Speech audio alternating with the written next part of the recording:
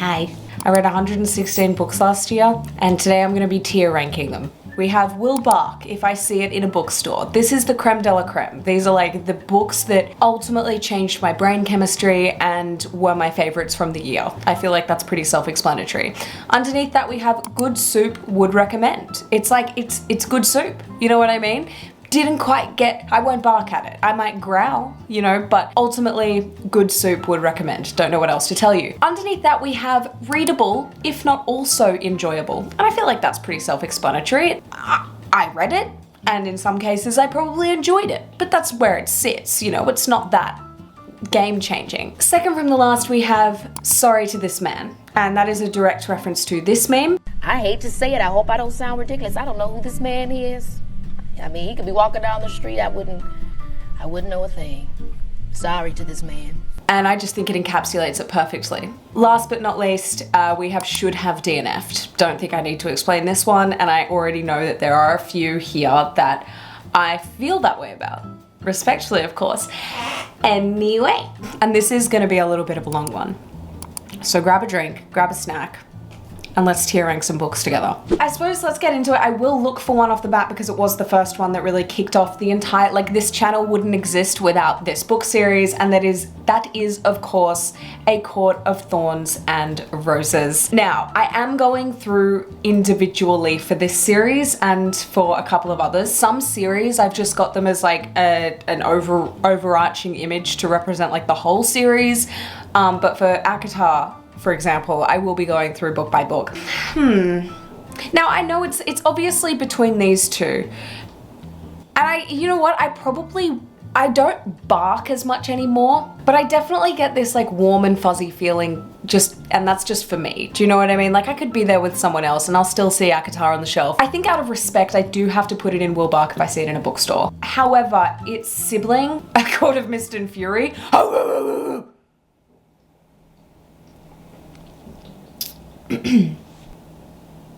sorry. Cool, so those two are done. Great, love that. We may as well continue with the series. I'll find the series as we go. Where's that orange bitch? Where is she? This is gonna be like pantomime. You guys are gonna be like, it's right there. Oh no, it's not yellow, it's orange. Oh my God, it's pink. It's pink. Sorry, fake fan. A Court of Winds and Ruin. I think we're gonna go with Good Soup, Would Recommend, because I liked this and I wow. I did enjoy this. I thought this was actually a really strong book in the series. I know a lot of people didn't really enjoy it, but I definitely came into acotar like already loving fantasy. And I feel like acotar introduced a lot of people to fantasy, and this was the first book in the series that was like really quite like true to the fantasy name. Okay, let me be careful with how I phrase that. It had more fantasy elements, in my opinion, that you see normally in books, like for example, the politics and the war, than the first two did. So I didn't really have an issue with it, but I can understand why some people have not enjoyed it as much, coming from like typically just like fairies and romance. And I get that, but I loved it. So I'm gonna pop that in Good Soup, Would Recommend. We'll wind up the series, A Court of Frost and Starlight. Yeah. I don't remember a single thing from this book.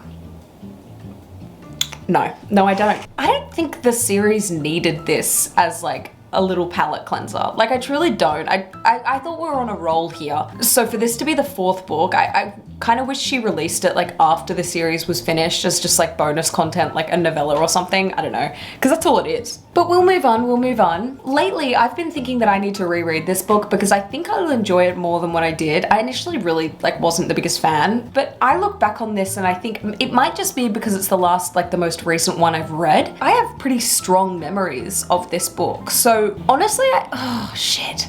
I feel like this might be Good Soup, Would Recommend. I am tier ranking these based off my mindset right now today, looking back on all these books. So if it can stand the test of time 11 months later, no, you know what? We're gonna do readable, if not also enjoyable, because while I do want to put it up here, I think I might have to reread before I can like sum that up. And I don't think it'd be fair to other books in this category if I'm not like strongly feeling that way about it. So I'm gonna put it in readable, if not also enjoyable. Yeah, okay, so that's acotar done. Let's get Throne of Glass out of the way and then we can get on to some other literature. Where is she? Here's our Throne of Glass. Now, we are going through the Throne of Glass series book by book because I do have I had a pretty polarizing experience, and I mean like polarizing with myself. Like some books, I was like, what is this? And then other books I was like barking. So Throne of Glass, I'm putting in readable, if not also enjoyable, because that's exactly how I felt about it. I did enjoy it, but the first two books, what came next? Crown of Midnight, right? I don't honestly, I'm putting Crown of Midnight and Sorry to This Man because I don't remember anything that happened in that book. Like, I feel like I know the end of that book when she gets on the boat. Yeah, I'm not even gonna overthink this. I'm putting that in Sorry to This Man. I can't remember a single thing that happened in that book. And then I read Assassin's Blade after that one, and honestly, like, I'm putting that in Good Soup Would Recommend. That was one of my favorite books in the entire series. Those collections of novellas, and like when people say that, sometimes I think they mean like there's like 7 or 8 short stories in there. I think there were 4. I think there were like 4 core elements over the span of like a normal length book, and it was so enjoyable. I loved it, especially already kind of knowing Selena. I really appreciated like learning the backstory and like her friend in the desert, and then like Sam's stuff. We're getting very close to having to drag this down here because I don't remember any more than that, but I did really enjoy it. Good Soup Would Recommend. I believe Heir of Fire is up next, and this I almost DNF'd. This was the Throne of Glass book that almost stopped me from finishing the series. I've said this a couple of times on this channel, but I have to drive it home. I posted on the Reddit being like, can someone like motivate me? Like, it gets better than this, right? Like, I don't get the hype. Maybe it's just me, but I kind of want to DNF this.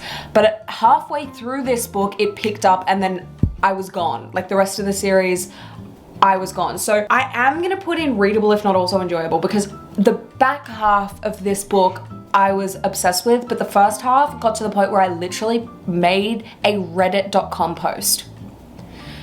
And you've got to be in a certain headspace at a certain place in your life to do that. And in my opinion, it's not always a good place. So she's sitting there. But then after that one, I was pretty much in for the kill. Queen of Shadows. I know I enjoyed it. I don't remember anything though. Pause. Let me look up the plot of Queen of Shadows. I'm really sorry to this man, but I don't remember anything in this book. Empire of Storms and the Tower of Dawn, they sit in the same category for me, and they're in Good Soup Would Recommend, though I would almost put Empire of Storms up here.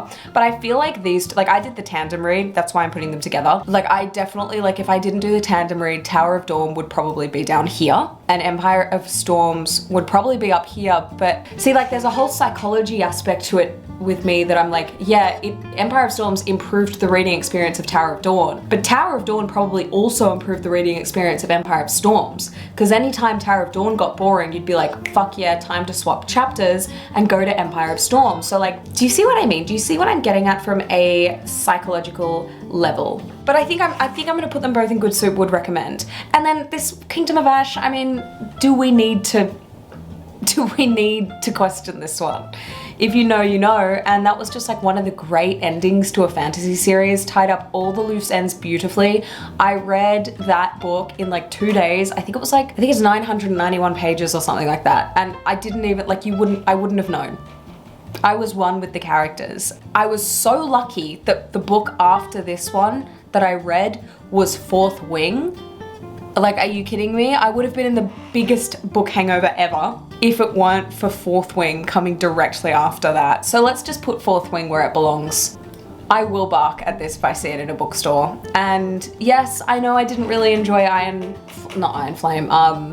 Storm. I think Onyx Storm was really disappointing, but my full thoughts are in that video if you want to go check that out. But this one, dude, the first one, perfection. No notes, perfection.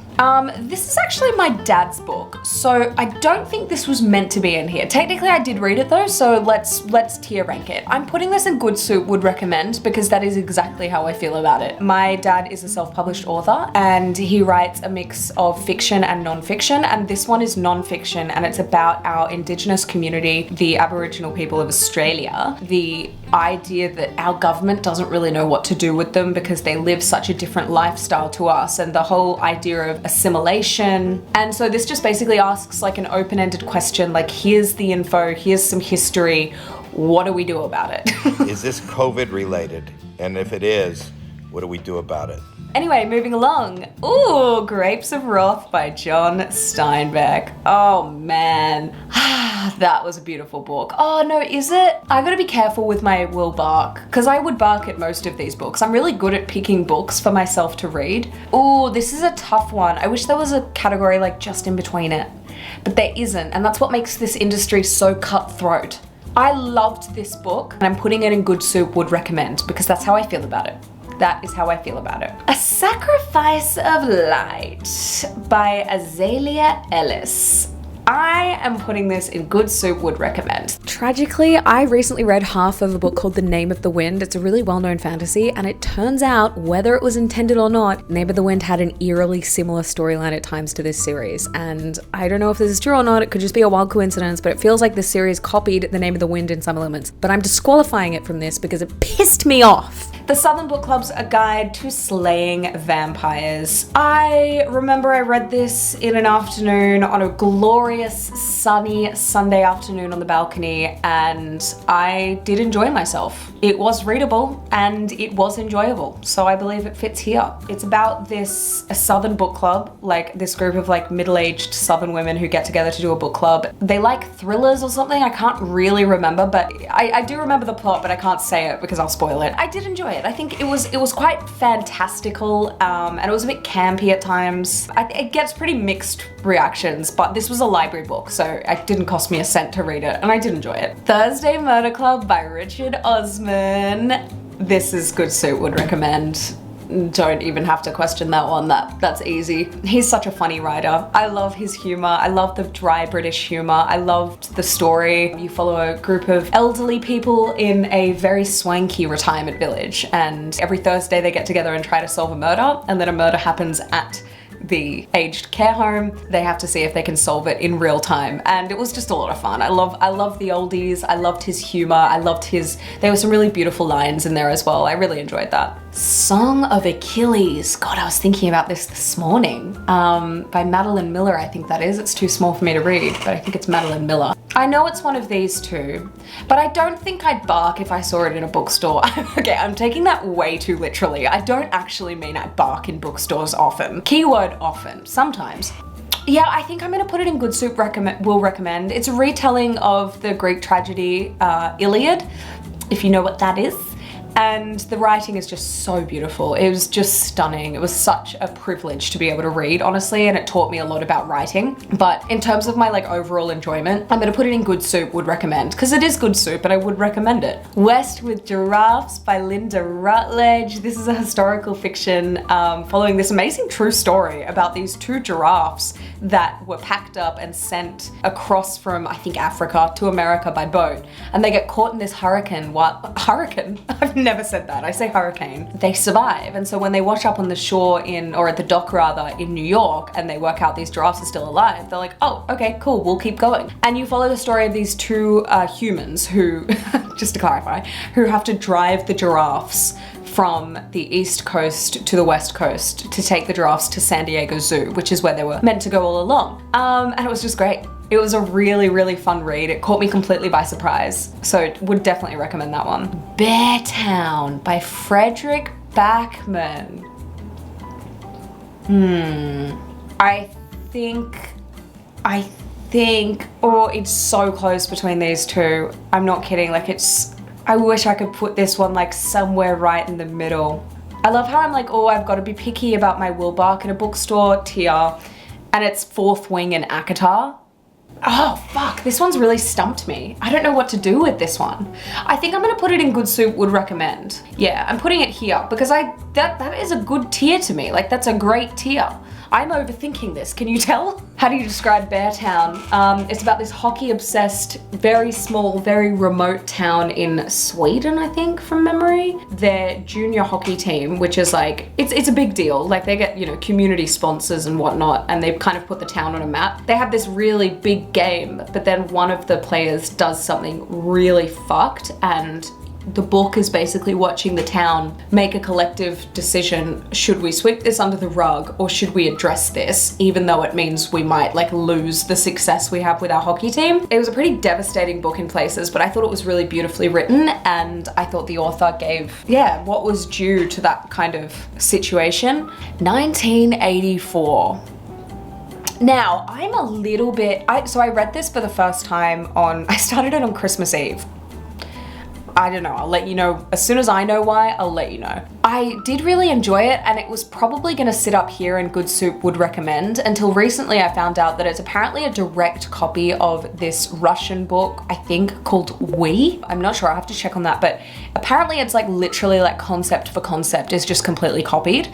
And that has changed my perception on the book, unfortunately. So I'm gonna put it in readable, if not also enjoyable, because it was, and it was definitely like, it's one of those classics, you know, and especially in like the world we're living in at the moment. Especially in like the world we're living in at the moment. No, but really, like it did feel topical at times, and I thought it was great, but apparently it's like completely copied. So that's a shame. Stephen King, Pet Sematary. Okay, this one is kind of a tricky one to place for me. It was definitely readable, it was definitely enjoyable. Is it Good Soup Would Recommend though? But I think this is readable, if not also enjoyable. It's upper echelon. I think it just didn't do everything I wanted it to do. And also I think from memory, it really dragged toward the end. Did it, or am I getting that confused? I think because I read that and Fairy-Tale on a similar timeline, and I think Fairy-Tale, when we get to that, I read that at the same time as this, and I think I'm getting the stories a little bit mixed up. This is a good book, and I would recommend it, and that's not to say that like this section I wouldn't recommend. It's not like that. I just mean like this one is like no questions asked I would recommend, whereas in this tier it's more like pick and choose. Some of them I would, some of them I wouldn't. Would definitely recommend Stephen King, Pet Sematary. It wasn't that scary, but I definitely like the idea of it, the concept of it gets a little spooky. Stephen King also took a lot of it from his real life apparently as well. Like a lot of the concepts were actually like directly inspired by something that he grew up around, or like he moved into a neighborhood that had a similar situation, and you follow a couple that move into this neighborhood and they live like on a main road where like a lot of dogs end up as like roadkill, unfortunately. There's a pet cemetery that was made by like these local kids back in the day where they like go to bury their pets, and it just gets a little spooky from there. So it is good and I would recommend it. Memoirs of a Geisha, Good Soup would recommend. I liked this book a lot. You know how I feel about historical fiction. There's something about me getting to put on a hat from another time and to just kind of walk around my apartment in that hat, that metaphorical hat. What am I talking about? Memoirs of a Geisha was beautiful. Very good book. Great book. Not even close to halfway through. Okay, what's this? I think this says Persuasion. I think. I'm not sure though. If it's Persuasion, will bark when I see it in a bookstore. Loved that one. What's this? This one is, I think this says Sense and Sensibility. Readable, if not also enjoyable. I think this one made me really angry at men from memory. Pride and Prejudice. Woof woof. Do you know what I mean? Emma. I remember what happened. I just didn't really enjoy it. So I suppose it's readable. Yeah, I suppose it's readable, if not also enjoyable. I did enjoy parts of it, but I feel like we've got two categories down here. Like one is sorry to this man, like I don't remember anything about you. And the other one is just like should have DNF'd. Like it's such a sharp contrast between like readable, if not also enjoyable, to like, I don't remember, I fucking hated it. Ward D by Frida McFadden. Lysistrata. This is technically a play. I don't know if this counts as a book, but I did read it and it was great. And it's Good Soup would recommend. It's a play about women who withhold sex from their men in order to influence positive change in the politics and stop the war. Sound familiar? Yeah, that's why I read it. Is this The Kite Runner? What is this? What is this? Yes, it is The Kite Runner. I think I'm gonna do readable, if not also enjoyable. I do have a good memory of this book. It was very touching and very, it was pretty affecting in some ways. Like there were some things that I won't forget. it can sit here. Twisted Truth by Ava Strong. We're gonna go readable if not also enjoyable, because this is, I think this was like 200 pages long, or like 180 pages. I read it in like a couple of hours in an afternoon, and it was so enjoyable because it was that fast. And I think I said in my review, like, I appreciate an author who can just get in, get it done, and then get the fuck out. Do you know what I mean? Like, let's not waste each other's time. She had a story, she wrote it out, I read it, and it gave me, you know, a couple of hours of enjoyment. So this one is about a parks and wildlife kind of ranger who a murder happens on the land that she covers and she monitors, and so the FBI has to come in. The Secret by Rhonda Byrne. This is the famous book on manifestation, and it was readable if not also enjoyable. I think it's become a caricature of itself in a way. Its reputation definitely precedes it in some cases, both negative and positive, mainly negative, but it has some pretty good messages in it. I definitely took some stuff from it. The Final Empire by Brandon Sanderson. This is easy. This is good, so would recommend. This was my first Brandon Sanderson, and I did finish the Mistborn the trilogy, and I really enjoyed it. How do you put this? This one's more sci-fi-y almost, but did give me kind of Throne of Glass elements at times. There's just no romance, I think, from memory. Not really. It's hinted a little bit from memory, but it was just like overall, he's such a great fantasy writer, and I'm so excited to start his big series. You know the one, the Storm of something. Storms of Radiance, Stormlight Archive, that's what it is. The Wedding People by Alison Espak. Oh, I loved this book. I don't think I remember, like, if you had asked me after I read this, I would have whacked it in. Like, I would have barked at a bookstore for this. I probably still would. If I see The Wedding People as a hardcover in a bookstore, I will be buying it. Because the cover art on the hardcover is creme de la creme. One of my favorite covers from the year easily. I remember the core elements, but I don't remember a whole lot. So I'm happy with that sitting there. Butter by Asako Yazuki.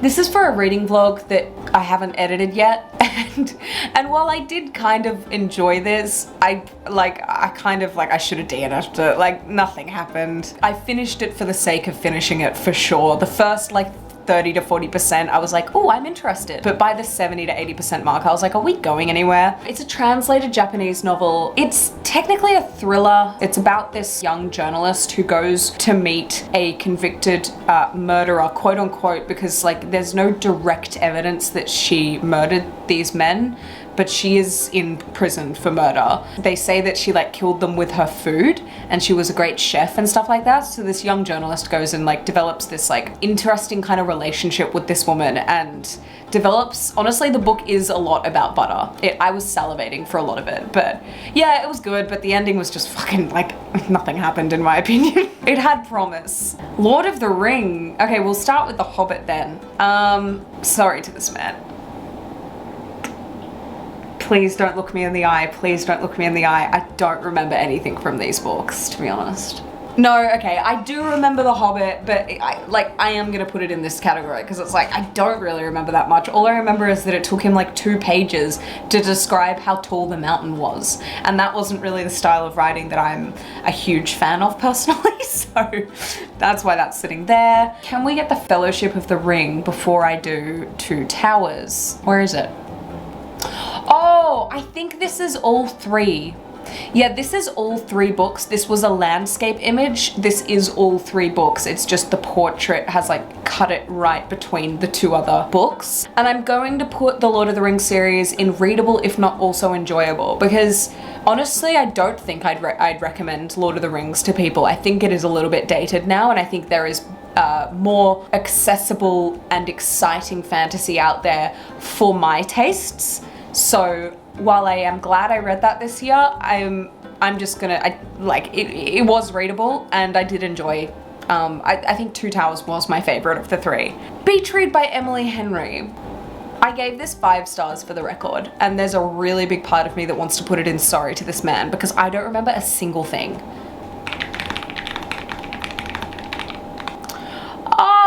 Oh, Sorry, I just had to look up the plot. I get this confused with Book Lovers, to be honest, because I fucking love Book Lovers. Yeah, Good Soup, would recommend. Good Soup. A girl who is a romance writer and then a guy who is a literary writer. So he just writes general fiction, I think. And they're both going through a little bit of a writer's block, and so they find themselves accidentally booking these holiday homes right next to each other just to write at this, like, you know, seaside location. And so they build up a relationship over the summer and like challenge each other, like, okay, you write the romance and I'll write the lit fic kind of thing. And it was really fun. I did enjoy that. The Best of Friends by Lucinda Berry. This is a thriller and I don't remember a word of it. Sorry to this man. Lessons in Chemistry by Bonnie Garvis. Ooh, that's a close bark. That is a tentative bark.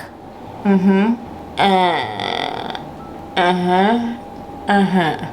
overthinking it. Yeah, fuck it. I'll bark if I see that in a bookstore. I really liked that book. I thought it was great. I laughed out loud reading it. I remember that. I want to watch the show. Have you guys watched the show on Apple TV with Brie Larson? If you've watched it, let me know. Let me know if it's good. The Martian by Andy Weir. Yeah, readable, but like lower echelon of readable. It wasn't. I thought the movie was better. Honestly, it was one of those times. They very rarely happen, but credit where credit is due. I think they adapted it for screen better than the author wrote this book. Oh, In Cold Blood. Sorry to this man. Sorry to this man. I remember basic elements from this book. I don't really remember. I think it was good from memory. I just don't remember any of it. Last Night by Vari. Oh my god, finally. I always got to say Marvi, and I did, for the record. I know, I'm not trying to gaslight you, but I did correct myself pretty quickly, you could say, and I said Vari. Readable if not enjoyable. The Housemaid and The Housemaid's Secret. We have another victim of the portrait crop here, but it actually works that these two books are together because they're kind of the same book. And to be honest, I will give this one readable if not also enjoyable. This was my first Freda McFadden book and I liked it. I think I read it really early on. I think I read it like just after acotar. I did enjoy them. So I do talk a lot of shit on Freda McFadden, but I think this series was okay. Like it was no standout to me, but I enjoyed it. It was fine. The Tattooist of Auschwitz. This is based on a true story about a guy who actually relocated to Melbourne, which was really cool. Like that's where I live. So it was really weird, like reading this, knowing that someone who went through all of that shit is like in my vicinity, if you know what I mean. Like I hate to, God, way to make the Holocaust about you, Lucy.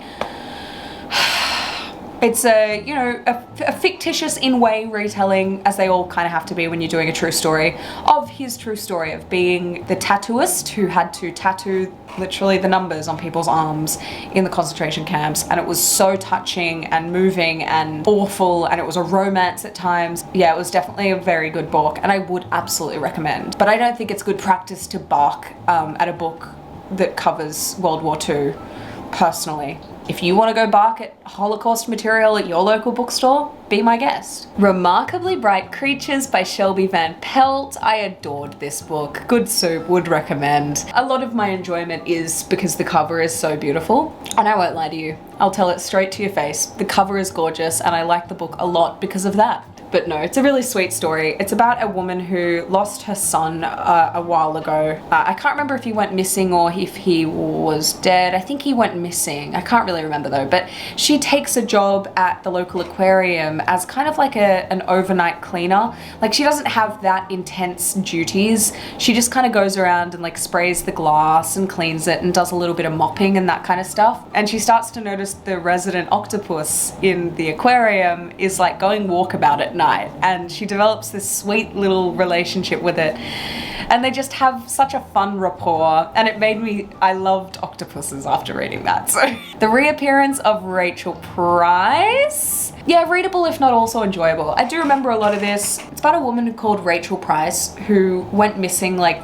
15 years ago or something like that. And these people are doing a documentary on the family about like, you know, what Rachel Price left behind, like her daughter, etc., etc. And it's like meant to be this really confusing case. Like they have no idea how she disappeared. Midway through filming the documentary, Rachel Price comes back, hence the reappearance of Rachel Price. And damn, the plot twist at the end was actually fucking good. Like, this was YA thriller, and this was better than some adult thrillers I've read. So yeah, very cool. Oh, Jesus Christ. Ashes and the star kissed in the night, and the ashes and the star-cursed king. Is this the second one? I did DNF that. I don't know what it's doing here. Yeah, let's go deal with your little sister while we're at it. Not a good series in my opinion. I wanted to love it, and I did, to be honest. I really liked the first book, and like, you know, in that sense, the first book should be unreadable if not enjoyable, but it's a romantasy with vampires as the core element and a set of like games, like trials that people have to go through. I have personal beef with that book for some reason. I have no idea why. I liked the first book a lot, and I flew through it, so like, I mean, it probably should be unreadable if not enjoyable, but the second book lost me so violently that it made me angry, and it made me leave my first like negative review on Goodreads, which is something that I never used to do ever until I started like BookTube, and I was like, ah, fuck it, like I'll just tell you exactly how I feel about a book kind of thing. Yeah, it put such a dampener on me as a whole that it annoyed me. I don't know why. I definitely gave it more of a hard time than I should have. Anyway, 11/22/63 by Stephen King. Good soup, would recommend. This is fun. This is about a guy who finds a wormhole in his town that can time travel back to a specific point in the 50s. I can't remember what year it is exactly, but the guy who shows him this wormhole basically like sets him on a mission that like the thing he needs to do is to prevent the assassination of JFK. And so you basically just follow him through this journey. And this was fun because like, even though there was one main goal the whole way through, at no point did I have any idea where it was going. Like, at no point did I think I was ahead of the game with this book. It was definitely good. It was long, but if you don't mind a long book, it was definitely enjoyable. I liked it. A Novel Love Story by Ashley Poston. Should have DNF'd, unfortunately. I read this early on in BookTube, my BookTube life thus far, and it really let me down. Halfway through this one, because I like Ashley Poston's writing, like for example, we'll get to 7 Year Slip in a second, but a novel love story about like halfway through it just like really lost the plot for me, literally.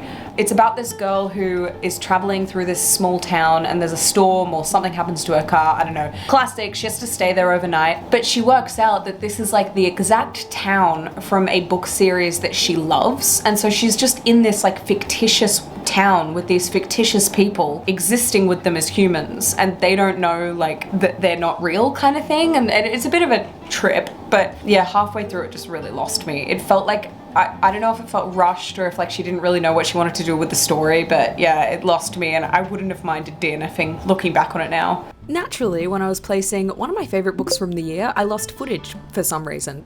Welcome to content creation. It's a Western, it's an amazing story. For whatever reason, it just absolutely did it for me. And instead of barking in a bookstore, I go one step further. I actually take a photo of it as if I'm a celebrity running a Stan account and I'm just like, slay, you're on the shelf. So heavy recommend that book, 100%. Where the Crawdads Sing by Delia Owens. Will bark if I see it in a bookstore. I loved this book. This was a lit fic, a little bit of a Bildungsroman, I guess. It was coming of age. It was very much like Wrong Side of the Tracks, where you follow our main character, Kaya, who is a marsh girl. She's known as that in the town. She's been brought up in the marsh, like she hasn't really gone to school at all, and the wrong side of the track element is that she's very misunderstood by everyone in the town, and they think she's really dumb and silly, and they play pranks on her, etc. But she is so incredibly marsh smart. Like, she knows everything about the flora, the fauna, the tides, like you name it. She knows all the processes and everything that goes into like what makes that ecosystem run. And so you just kind of like follow her life, navigating her life there, and oh my god, the ending was so satisfying as well. Like, this was such a special book. I really loved it. It was poetic, the writing was beautiful. It was lovely, and it was her debut novel. Like, what more can you ask for? Very impressed. Oh, we have another book I'll bark for.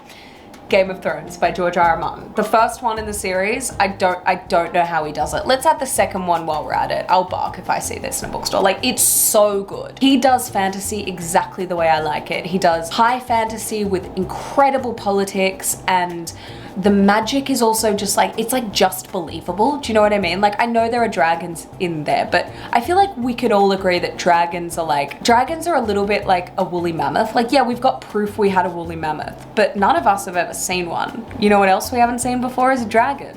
And they kind of like, they exist in a similar like realm to me personally. I don't know about you, let me know in the comments down below. Nah, I love those two. And I put the second one here as well, which is so rare, but like, I don't know how he did it. Like, the second book was better than the first. It's like in the first book, he lets you like, he's like, okay, here's how it's gonna work. And then, excuse me. And then, not ready yet.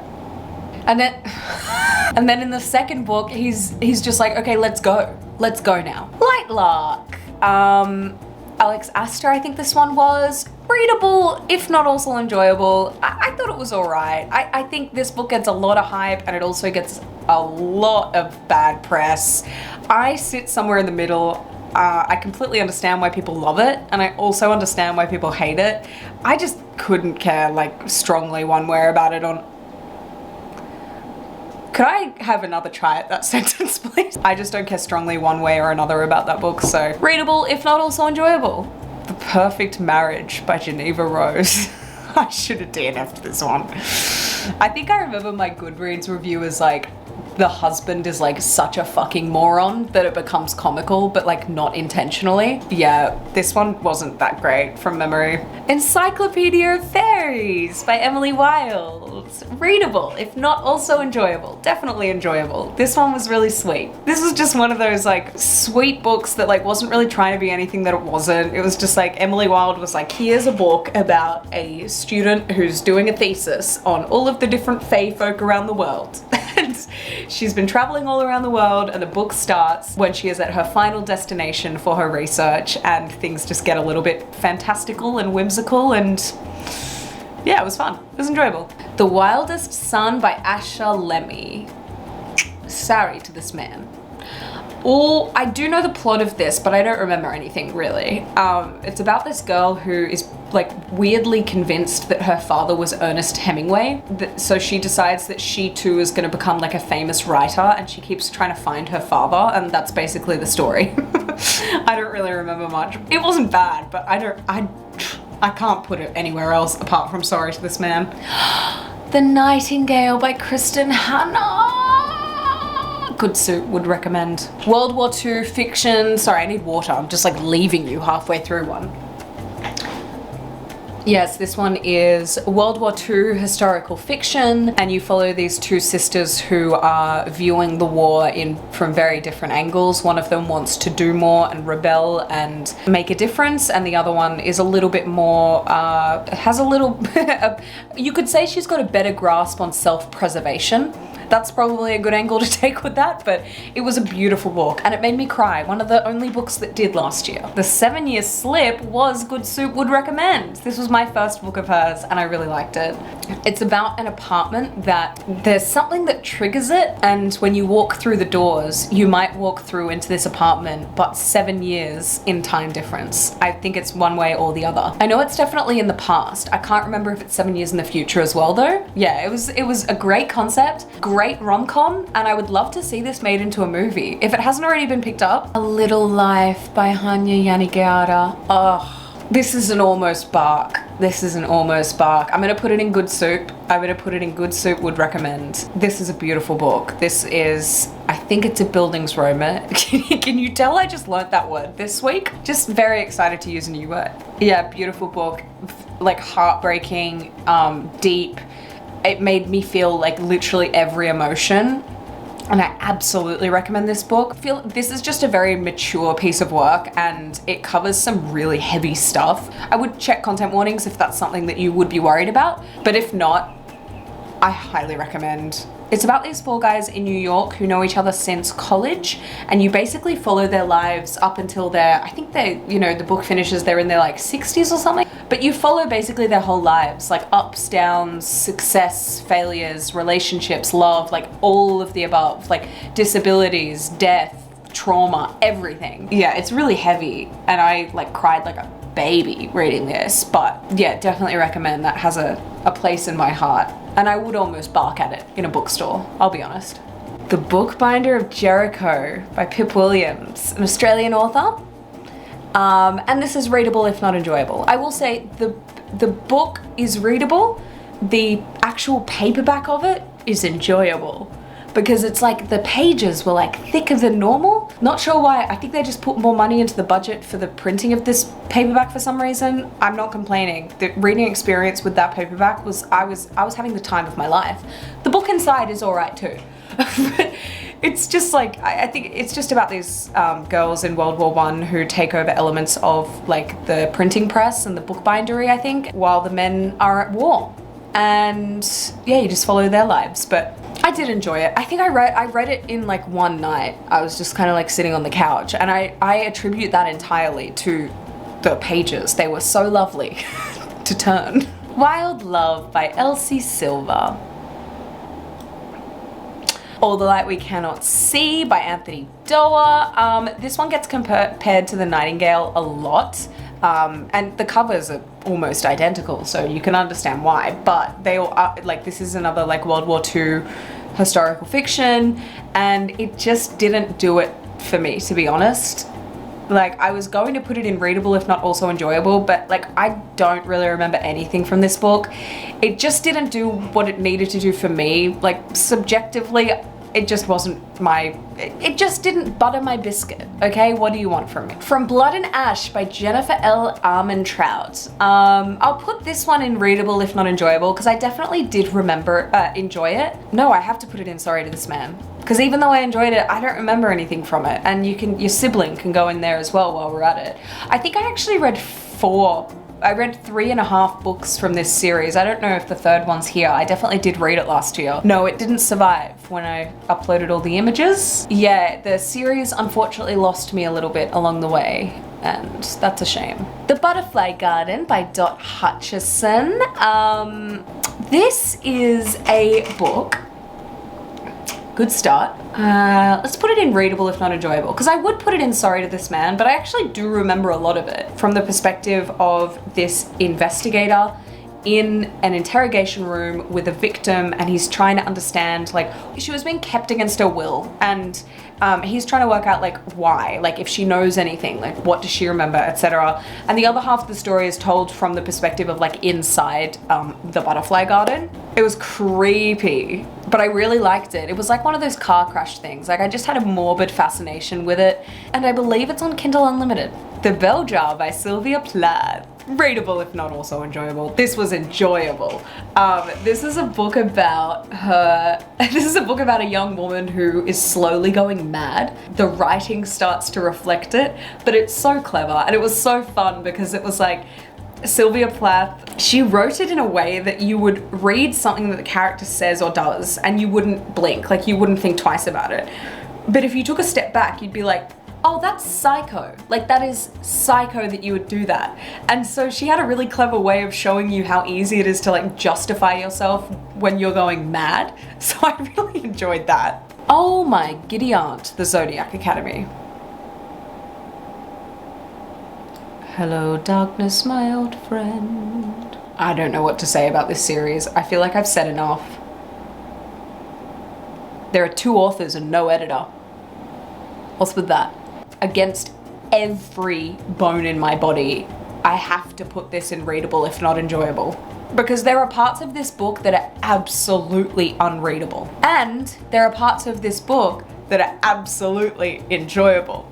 But they're few and far between in both aspects. So it is about as enjoyable as it is readable, if that makes sense. Like, you will enjoy it as often as you are able to sit there without physically cringing, which is like 85% of the book. God, why did I read it? Art is so weird, isn't it? The way it just sinks its claws into you, and you just find yourself obsessed with something that you don't want a part of your legacy. Oh, One Dark Window by Rachel Gillick. Funny. It's not funny at all. It's not even like a coincidence, because obviously this was going to come up. I read it last year, but I was thinking about this the other day. I want to reread this, not because I want to read the second one, but because I want to refresh my memory on the lore, the playing cards and stuff like that. This is a fantasy about, this is like dark fantasy, I think. I don't know what you even call it. They're trying to find what's known as providence cards. They're like tarot cards, but they have powers associated with them, and there's like 1 or 2 of each, and they need to get all of them. They have to go and find all of them in order to like reverse this curse of this like mist coming over the... Do I need to reread it? I think I've got it on lock. And it was good, but apparently the second one is better than the first. Like, I hear people talking about the second one as if it's like, this is how you do a series kind of thing. So I do want to reread that. But for now, that one is sitting there. When the Moon Hatched. Sorry to this man. I think I made a whole video about this. It was in a reading vlog right next to It Ends With Us. Look, honestly, It Ends With Us, it was readable. I enjoyed myself at times reading it, but ultimately I think its reputation precedes itself now. I think it's become a caricature of itself, to be honest, because it wasn't that bad, in my opinion. And I know Colleen Hoover gets a lot of shit on the internet, and so going into that, I was expecting it to be really bad. So, Quicksilver, good soup, would recommend. Great romantasy, great romantasy. A nice, fresh entry into the romantasy genre. There is a part of it that might need to go into Sorry to This Man, because I don't remember that much from it at all. I'll probably have to reread it before the next one comes out this year. This year, we're 2025 now. I'm so sorry, Rat. Tomorrow and Tomorrow and Tomorrow by Gabrielle Zevin. One of my favorite books last year, as you can tell. It's about 2 childhood friends who start to make video games together, and then they end up building it into a company that they run together, and it just goes through their lives. And the best way I can put it is, this is a love story, but not necessarily in the romantic sense. It's just a beautiful story about friendship and love, and if you like video games, which I do, I am a big gamer. I'm not as much anymore as I've been reading, but used to be a massive gamer. It's a massive part of my personality and who I am. You'll particularly love this book because it goes into like, you know, game engines and like the lighting engines that you need for specific like game building stuff. It was really good. But even if you're not that into video games, you'll probably still like it, because would you believe my mum read it in her book club and they all loved it. And I thought that was the sweetest thing ever. Because here I was thinking it was like, oh, this might be a little bit of a niche because it's like about video games, but not, proof's in the pudding. The over 50 women love it. Over 60s, I should say. What can I say? My mum looks good for 60. Yellowface by R.F. Kuang. This book has a special place in my heart, and 6 months ago I would have put it up here, but I think I'm gonna put it here because I don't remember it that much anymore. But I kind of do want to put it up there though. I have a signed hardcover of this book. I'm gonna put it in Good Soup, would recommend. It's pretty polarizing, this one, but you follow a young author who has never quite made it in her industry. One of her best friends is an Asian author and has found really good success in her market and in her niche. And when her Asian friend Athena, I think it's Athena Liu was her name, who's a very successful author, she dies really unexpectedly one night. And our main character, our white main character, takes her manuscript and publishes it herself under a new name. And it just goes through the ramifications of that with like social media and like culturally and like, where is the moral line here? I thought it was fantastic. I know a lot of people really don't like it, but it was a 5-star book for me. So it just goes to show how polarizing and how subjective art is, to be honest. Next we have A Good Girl's Guide to Murder.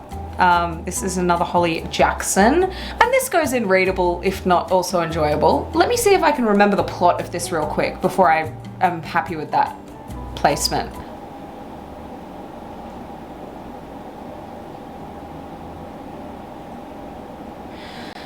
Okay, I don't remember anything from this book.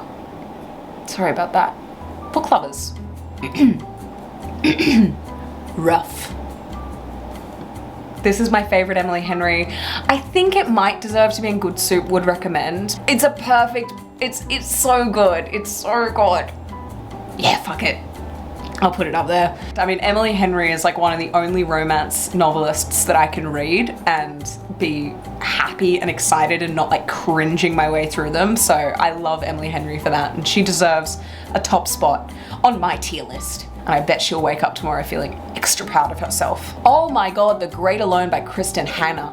I love this book and I want to reread it because when I first read it, I was like, yeah, this is good. And I think it gave it like 4 stars. I think about this book all the time. It's spooky. It's quite doomsday-y, so it's not. Let me start again. So it's about this family who moves to Alaska, this like really rural part of Alaska. The father is like post-Vietnam, he's dealing with some PTSD, and he just starts getting really doomsday, like starts doomsday prepping and like gets really psychotic about stuff. And so anyway, you read this book through the perspective of the daughter, and it was so good. And it just like toward the end, I remember I was like, it borders on thriller. It was great. I loved this book and definitely would recommend. The Teacher by Frida McFadden.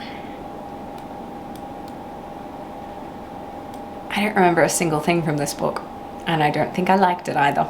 The Wicked King. Oh, okay, this is all 3. This is another one of those images that got stuck in the middle because of portrait mode, but this is all 3 of the Cruel Prince trilogy. Sorry to this man. I know everyone loves this series. I think it was just a little bit young for me. I did like it, but I don't think I understood the hype like to the extent, but that's okay, because it wasn't for me. So Flawless by Elsie Silver was readable.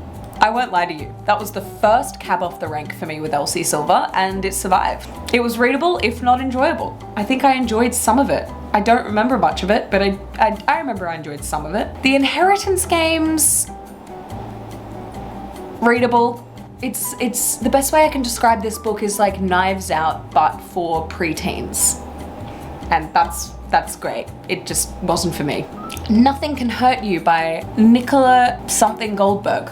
I think this is about a missing girl, but every single chapter is from a different perspective of someone who might know her. I gotta put it in sorry to this man, I do not remember it all. I remember I liked it though. It was really quick. It's a paperback that I picked up years ago, and I just randomly picked it up one day, and yeah, it was a very quick read, but I don't remember much from it. Daisy Jones and the Six. I've spoken about how I feel about this book, and it just felt really dull to me. I was very bored reading that book. Powerless. Don't know why that's here because I did DNF that. I'll put that at the end then. The Women. This was my first Kristen Hanna. This was lovely. The book was good. I just mean like this was lovely in the sense that it introduced me to Kristen Hanna, and she's my favorite author from this year. She says jump, I say how high. So anything she puts out, I will be happy to read. It's about the women of the Vietnam War who were like specifically the nurses, and you follow the perspective of one of these young women who, came from like a country club family in California and wasn't expected to do anything basically. Like they go to garden parties and stuff, and she was like, no, I want to make a difference. And so she went to the war and joined the war efforts as a nurse. So it was a really good read. I really enjoyed it. But more importantly, it introduced me to Kristen Hanna, and I'm so thankful for that. The House in the Cerulean Sea. Enjoyable. I want to put this one here. It was enjoyable. A very sweet fantasy book that reminded me of the Phantom Tollbooth. Very punny, very inoffensive, some good messages in it, something that I would like to read to my own kids one day, like just a sweet book. I recommend it. Iron Flame. If I did this video a week ago, I probably would have put this at should have DNF'd, but now I'm gonna say readable, because after finishing Onyx Storm, it put Iron Flame into way more perspective. Yeah, it made me feel bad, actually. Onyx Storm made me feel bad for how I spoke about our friend Iron Flame. Magnolia Parks. Ooh. Good soup. Good soup, would recommend. You follow a mildly neurotic, early 20s, extremely wealthy young lady called Magnolia Parks, who lives a socialite life in London, and you just follow the life that she has with all of her friends, but particularly her on again, off again, toxic as shit relationship with BJ.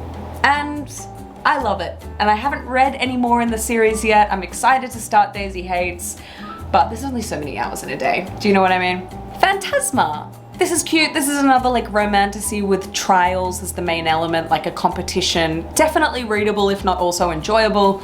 It lost me halfway through. It got a little bit too sappy for me personally. Sisters of Fortune, good soup, would recommend. It's literally Titanic fan fiction. But that did it for me. I liked it. It was a really easy read. You follow, they are actually real sisters, the Fortune sisters. One of them is called Mabel. The author has a bit at the end where she explains that like a lot of it is actually really accurate, but obviously there's fiction to like, you know, make it make sense and tie it all together. But these were real sisters that were on the Titanic, and we have records of like what they did and didn't do. This author turned them into characters and I enjoyed the book. First Lie wins. Readable. Yeah, readable. It's not that deep. It's just a thriller about... I can't remember. Sorry to this man. You're getting moved down. You're getting bumped, babe. Fairy-tale. Readable. Had great potential. Lost me. Had great potential, just lost me a little bit. That Stranded feeling by Nikki Redford. This is like a 200-pager that I read on my Kindle one night, and it was readable. It was just a silly little rom-com, and it did it for me. This tech billionaire knocks on your door in the middle of a storm, and he's like, my cell phone's out of battery. Do you have a charger? And she's like, yeah, of course I do. Come inside. She's Australian, apparently. Come inside. Of course I do. Come inside. I'll let you charge her. And then there's a really big storm and they get stuck together. It was fun. It was readable. Kristen Hanna, The Four Winds. Good soup. Good soup. Great book about the Dust Bowl, similar to Grapes of Wrath. They can sit next to each other because I read them one after the other. I read Four Winds first and then Grapes of Wrath. I liked them about the same. Grapes of Wrath was definitely better from like a writing perspective and the story, but The Four Winds was great. Like if you can't be bothered to read a classic, but you do want to read something in that very fascinating time in history of the Dust Bowl in America, I'd recommend Four Winds if you can't be bothered to do Grapes of Wrath. The Well of Ascension, this is the second in the Mistborn saga. Oh. Sorry to this man. I don't remember what happens in this book. That's the problem with rating books individually in a series, is that of course I remember like the overall, like the series, but like hold a gun to my head and tell me to name one plot point in the Well of Ascension and I'm in trouble. And we'll wrap it up nicely here with the third Brandon Sanderson. This was good soup. This was good soup. Hero of Ages. I believe I gave this 5 stars, and I remember that this one, like the way that he wrapped everything up and things that felt like they didn't mean anything in the first book came back in this book and like were repackaged in a way that you go like, oh my god, like it was great. It was really good. I really enjoyed finishing that trilogy. Guys, there's only a few left. We only have 1, 2, 3, 4 books left. Okay, Happy Place by Emily Henry. I think I really liked this one. I'm gonna put it in good soup. I get my Emily Henrys mixed up, to be honest, but I think this is the one where they're at the, like they get stuck in this wine cellar together. I'm pretty sure. And I liked this. The Exorcist. Shit, yeah, good soup. Good soup. Not only was it actually spooky, and it actually spooked me a little bit, it actually scared me here and there, and I'd read it with the lights off and it was fun. The writing was actually really nice. The Frozen River by Aria Lawhon. Oh, I'll bark at that one. That's a great historical fiction about a midwife in the 1800s, I think, is a real person in history, Martha Ballard. And it's not long after the signing of independence. So it's really interesting because they like reference people who were like, they knew people who were at the signing of the Declaration of Independence and like throwing the the tea in the water. Is that something that happened? I only know that from, there was a kid's book about that. Do you know what I'm talking about? The tea party, the Boston Tea Party? What a beautiful spot for my camera to stop recording. And I genuinely mean that because that was the last book. Alas, I didn't get to outro this. This was the book that I was talking about in regards to the Boston Tea Party, circling back to that. It also took me 8 minutes talking to ChatGPT to actually remember what this book was called. Anyway, this is the final tier list. Roast me in the comments as per usual, and I will see you guys next time. Bye!